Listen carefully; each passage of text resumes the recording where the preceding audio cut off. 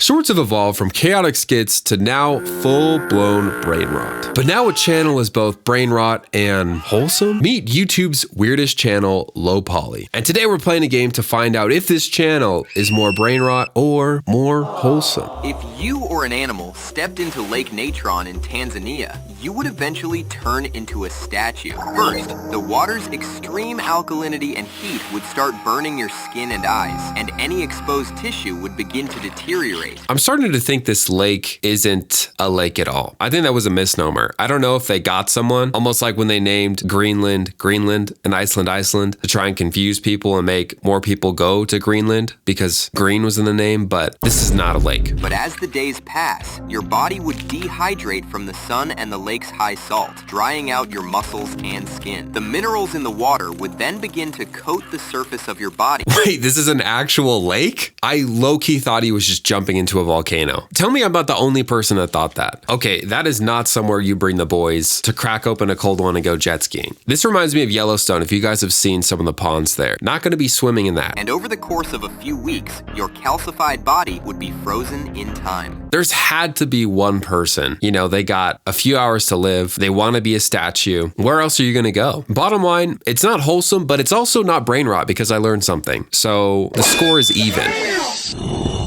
When a wombat poops, it doesn't just leave a blob like most animals. Instead, out comes a perfectly crafted little cube that drops neatly onto rocks or logs. Can you imagine you can get surgery to shape what type of crap comes out of you? I feel like if you get like a perfect sphere, that would be interesting. The walls of the intestines gradually stiffen in some areas while remaining flexible in others. This uneven squeezing stretches and shapes the poop. The cube shape helps the droppings stay in place so they can mark their territory and communicate with other wombats without rolling away.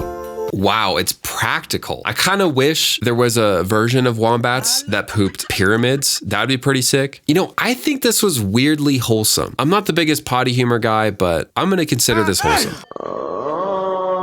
Imagine an alien race abducted people every night to perform excruciatingly painful experiments on them while they're fully conscious. Buddy is experiencing some trauma right now. Have you guys seen the alien documentaries where people claim to be abducted? Some of them are actually kind of convincing. I don't think it happened, but they definitely believe it happened. However, their technology is so advanced that by morning, every physical injury is erased and any mental trauma is replaced with memories of pleasant dreams to fill in the time that was missing. People would go about their lives completely unaffected, never knowing what happened. Are the aliens doing something wrong if nobody will ever find out? Or are they doing more good than harm? This definitely created a new fear for someone. I think if we took this question seriously, it would depend on how well their bodies are healed and how well the memory is replaced. If there's even like a 1% chance they could remember everything, I don't think it's worth it. I think it's wrong. But if not, let me know. Let me know in the comments. Let me know if you'd be willing to be experimented on. You know, I don't think this is wholesome. We didn't really learn anything. We're putting this in brain rot, okay?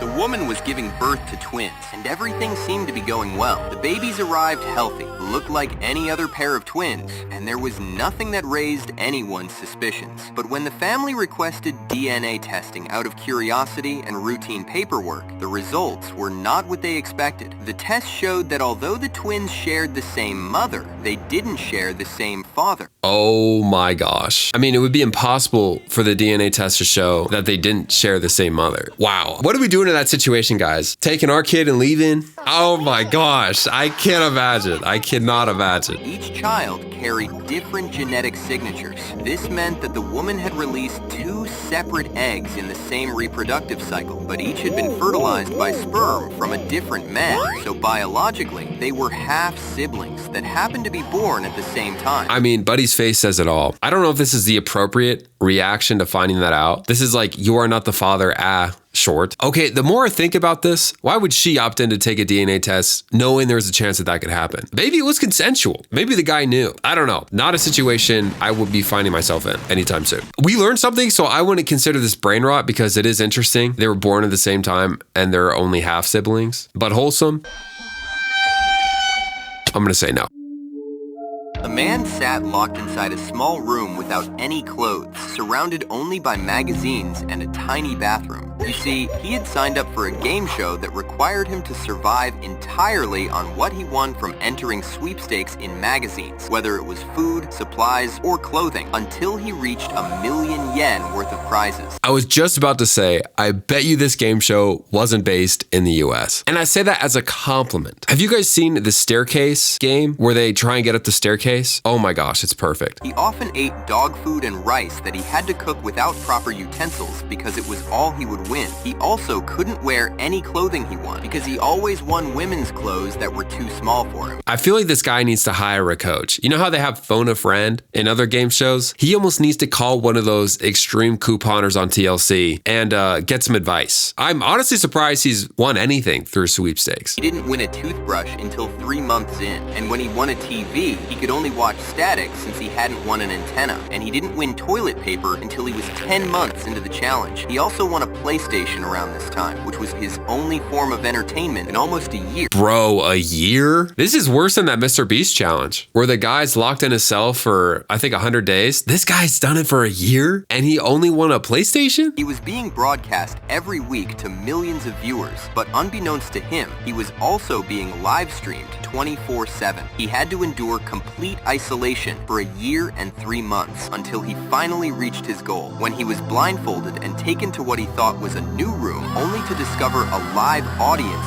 laughing at him. Bro, someone got to go to jail for that. Now, I don't know if there's been any hootings over there, but this has to be an incubator for that. I mean, this is how you would create someone to do that. You know what I mean? I hope this guy had mad clout after this. I hope he got something out of this because that is actually unreal. This would have been wholesome if he had the $1,000,000, but because no, I'm going to say no.